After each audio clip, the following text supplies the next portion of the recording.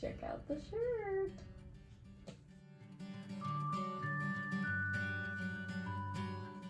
Today, we're going to be talking about Mary, Virgin and Mother, Reconciler of People and Nations. This one is really neat because it's so recent. Our Lady appeared to servant of God Maria Esperanza on her family's farm in Betania, Venezuela, 31 times between the years of 1976 and 1990. Because of this, she is also sometimes referred to as Our Lady of Betania. These apparitions were actually approved while they were still ongoing, which is kind of unique. And they were approved in the year of 1987 by Bishop Pio Bello Ricardo of Los Teques, after Mary allowed herself to be seen by 108 people in attendance during one of the apparitions. I don't even know what my reaction would be. What I thought was cool was the variety of people that saw her during this apparition. You know, it wasn't just a group of nuns or something, but it was a bunch of random people, either there on purpose because they were making a pilgrimage or there because they were dragged by their spouse or their mom or something. But there were children, college students, adults, military men, physicians, psychologists, psychiatrists, engineers, judges, etc. Just all over the board. Servant of God Maria Esperanza was a wife and mother of 7, and she was visited by Saint Therese of Lisieux twice when she was younger, and then by Our Lady, obviously. Mary presented herself to Maria under this title during her very first apparition, saying, "Daughter, here you have me with my hands enriched with graces and covered with splendors of light, to call all my children to conversion.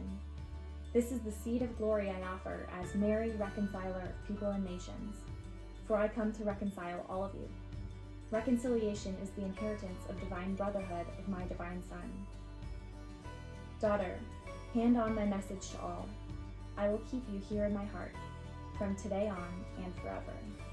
The general focus of this group of messages is a call to reconciliation and love, as well as warnings about future events of war and hardship that would occur in Venezuela and throughout the world.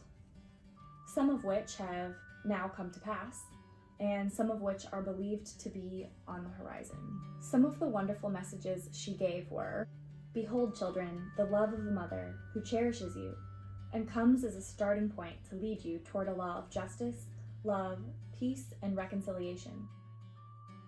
Forgive one another, love one another, serve one another. All of you are children of God. All are loved. I call you, for the great moment of reconciliation has arrived. I extend my love to all my children, so that they may discover the wonderful secret of unity. I come to bestow peace upon the world and calmness to the people and nations. I come to reign in the heart of the most humble, and I come to soften the proudest and the most arrogant, so they may amend their actions. All should have recourse to the charitable harvest of good deeds, which is the identification of love and of truth of God's people, who are longing for social justice. Because as long as unity does not come forth, you will lead a life of anguish, grief, shadows, and sorrow."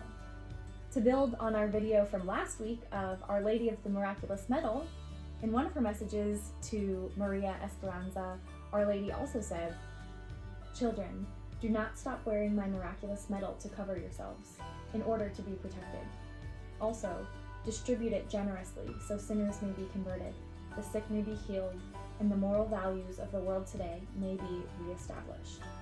To watch the whole video on Our Lady of the Miraculous Medal, check out the link in the show notes below.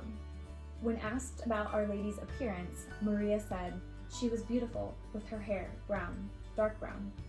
Her eyes were light brown, and she had very fine, pretty eyebrows, tiny mouth, a very straight nose, and her complexion was so beautiful. It was skin that seemed like silk. It was bronzed. It was beautiful. Very young, like 15 or 16. Her hair was down to here, to her shoulders.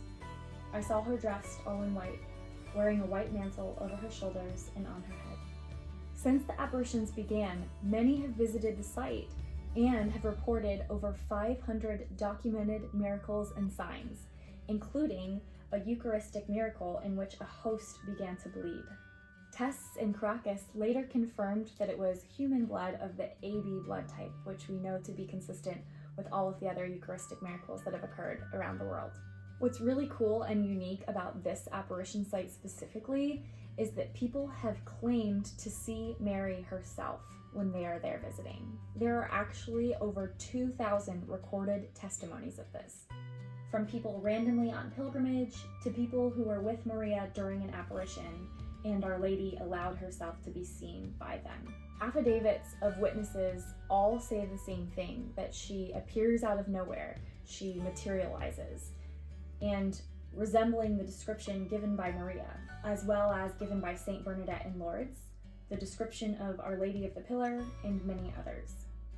They all say she is filled with light, and most of the time accompanied by a strong but delightful scent of roses. My favorite testimony of this is actually from a former atheist, who was randomly on site. So he hadn't planned to go there. He was just traveling and decided to stop to get a drink. So he was drinking from the water on the apparition site there, and out of nowhere, when he was minding his own business, Mary just appeared to him without him having any preconceived expectation.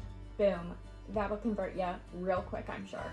Pilgrims also report other various celestial phenomena, such as mist coming from the hill, a profusion of flowers, the sound of an invisible choir, everything appearing to be on fire with a beautiful fire, and the irregular movement of the sun. A scientist doing research there on the alleged apparitions said that he witnessed the sun appearing to move and then shed smaller golden suns, which moved in all directions and then disappeared. He was impressed that all known laws of science had just been altered by the Creator. A notable miraculous cure associated with Mary, Reconciler of People and Nations, is the cure of a baby's spina bifida, as recorded in Westchester County Medical Center in New York.